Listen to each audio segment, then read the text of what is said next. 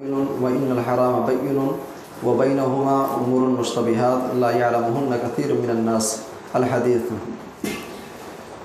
نعمان ابن بشیر رضی اللہ تعالیٰ عنہ کہتے ہیں کہ میں نے اللہ کے نبی صلی اللہ علیہ وسلم کو فرماتے ہوئے سنا، ان الحلال بین، بے شک حلال راستے بالکل واضح ہیں، وإن الحرام بین، حرام کے راستے بھی بالکل واضح ہیں۔ دین اسلام نے اسلام کے ماننے والوں کو، مسلمانوں کو حلال کے راستے کھول کھول کر کے بیان کر دیے کہ کون سا راستہ تمہارے لیے حلال کا ہے اور کون سا راستہ تمہارے لیے حرام خوری کا ہے۔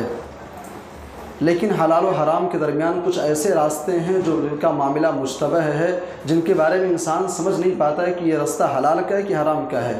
حلال بالکل واضح ہے، حرام بالکل واضح ہے، لیکن حلال و حرام کے درمیان کچھ ایسی چیزیں ہیں، تجارت اور کاروبار کے کچھ ایسے ذرائع ہمارے ہاں پائے جاتے ہیں جن کے بارے میں بہت سارے لوگ سمجھ نہیں پاتے ہیں کہ حلال ہے کہ حرام ہے۔ پیارے نبی نے فرمایا کہ بہت سے لوگ نہیں جان پاتے ہیں، یعنی کچھ ایسے لوگ ہیں جو سمجھ جاتے ہیں کہ حلال ہے کہ حرام ہے، اور وہ جماعت ہے، کچھ لوگوں کی جو ٹیم ہے وہ علماء کرام کی ٹیم ہے۔ آپ حلال کام کیجئے، حرام خوری سے بچیے، لیکن ایسا بزنس، ایسا کاروبار جہاں پہ آپ کو ڈاؤٹ و شک ہو کہ حلال ہے کہ حرام ہے، آپ ماہر فن علماء سے رجوع کریں، وہ آپ کی رہنمائی کریں گے۔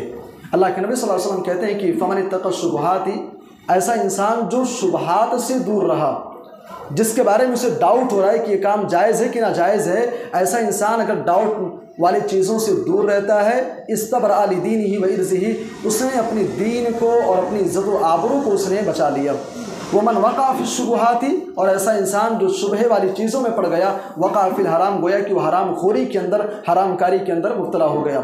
اب ایک انسان اگر شبہ والی چیز کے اندر پڑا ہے، مثال کے طور پہ آپ کوئی کاروبار کرنا چاہتے ہیں، ہمارے ہاں بھائی تجارت کا ایک سسٹم ابھی ہے نیٹ ورک مارکیٹنگ کا۔ اب نیٹ ورک مارکیٹنگ میں کیا ہوتا ہے، انسان سمجھ نہیں پاتا ہے کہ حلال ہے کہ حرام ہے۔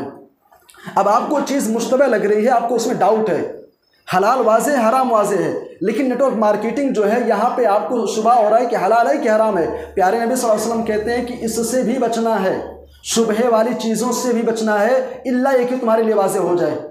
شبہ والی چیزوں سے بچنا ہے، اس لیے کہ انسان اگر شبہ والی چیز میں پڑے گا تو حرام خوری کے اندر چلا جائے گا۔ اب حرام خوری میں کیسے جائے گا؟ پیارے نبی صلی اللہ علیہ وسلم نے ایک بڑی پیاری مثال آپ نے دی۔ آپ نے فرمایا کہ ایک انسان جو ہے اس کے پاس ایک چراگاہ ہے، ایک انسان کے پاس کھیتی ہے، اس کے اندر ہری ہری گھاس اس نے لگا رکھی ہے۔ اب ایک چرواہا جو ہے بکریاں لے کر کے اس کے پاس لا کر کے چرا رہا ہے، اور ظاہر سی بات ہے یوشک ان یرتع فیہ، انسان چرواہے کی نظر تھوڑی سی اگر ہٹے گی، انسان لاکھ بچانے کی کوشش کرے گا۔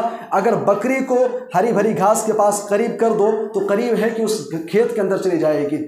اللہ کے نبی صلی اللہ علیہ وسلم کہتے ہیں ہر بادشاہ کے پاس کیا ہے، اس کی چراگاہ ہوتی ہے۔ اب وہ جو چراگاہ ہے وہ اللہ کے محارم ہیں، وہ حرام کردہ چیزیں ہیں، انسان اگر اس کے قریب بھٹکے گا تو قریب ہے کہ حرام خوری کے اندر چلا جائے۔ اس کے بعد اللہ کے نبی صلی اللہ علیہ وسلم ایک بڑا زبردست اصول بتاتے ہیں۔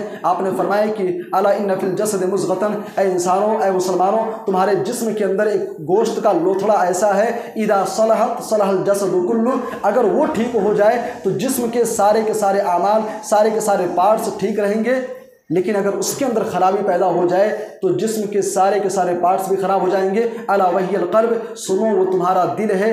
اگر دل کے اندر بیماری پیدا ہو جائے فطری طور پر، طبی طور پر، تو انسان جسمانی طور پر کمزور پڑ جاتا ہے۔ دل کے اندر خرابی پیدا ہو جائے تو انسان اپنی جان سے ہاتھ دھو بیٹھتا ہے، انسان تباہ ہو جاتا ہے۔ ایسے ہی اگر دل کے اندر جھوٹ کی بیماری پیدا ہو جائے، حرام خوری کی بیماری پیدا ہو جائے، سود کھانے کی بیماری پیدا ہو جائے، نشہ کرنے کی بیماری پیدا ہو جائے، چغلی اور غیبت کرنے کی بیماری پیدا ہو جائے، تو یہ بیماری انسان کی دنیا بھی تباہ کر دے گی اور آخرت بھی تباہ کر دے گی۔ اللہ ہم سب کو حرام خوری سے بچائے، حلال راستے کو اپنانے کی توفیق عطا فرمائے۔ آمین، تقبل یا رب العالمین۔